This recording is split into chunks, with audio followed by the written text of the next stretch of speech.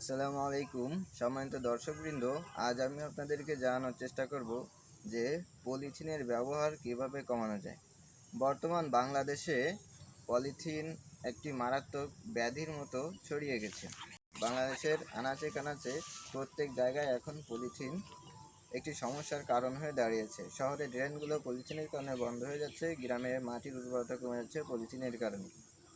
এখন আমরা লক্ষ্য করলে দেখতে পাই যে যদি কেউ রাস্তার সামনে থেকেও কোনো কিছু ক্রয় করেন, সেক্ষেত্রেও সে একটি পলিথিনে করে সেগুলো বাড়ি নিয়ে যান। তিনি কোনো ব্যাগ বাড়ি থেকে নিয়ে আসেন না।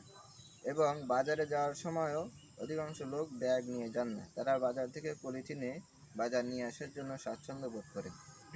এটি হচ্ছে পলিথিনের বহুল ব্যবহারের মূল কারণ। কিন্তু প্রত্যেকে যদি বাজারে যাওয়ার সময় পলিথিন অথবা ব্যাগ সাথে করে নিয়ে যান, অর্থাৎ তার পূর্বে যে পলিথিনটি তিনি বাজার থেকে নিয়ে এসেছিলেন সেটি যদি তিনি পরিষ্কার করে রেখে দেন, তাহলে সেটি পরবর্তীতে তিনি ব্যবহার করতে পারবেন।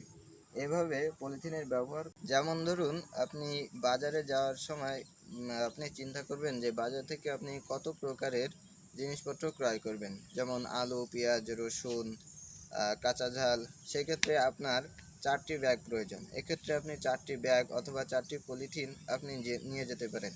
এখন কথা হচ্ছে 4টি পলিথিন আপনি কোথায় পাবেন? পূর্বেই আপনার বাড়ি যে পলিথিনগুলো আছে সেগুলো যদি আপনি পরিষ্কার করে রোদে শুকিয়ে রাখেন, তাহলে সেগুলো আপনি নিয়ে যেতে পারবেন। সেক্ষেত্রে এই পলিথিনের দূষণ থেকে কিছুটা হলেও বাংলাদেশের মাটি এবং বাতাস রক্ষিত হবে। তাই এই উদ্যোগটি বাংলাদেশের প্রত্যেক এলাকায় নেওয়া উচিত। আরেকটি উদাহরণ দেওয়া যায়, মনে করুন আপনি চিড়া কেনেন অথবা ভুসি কেনেন।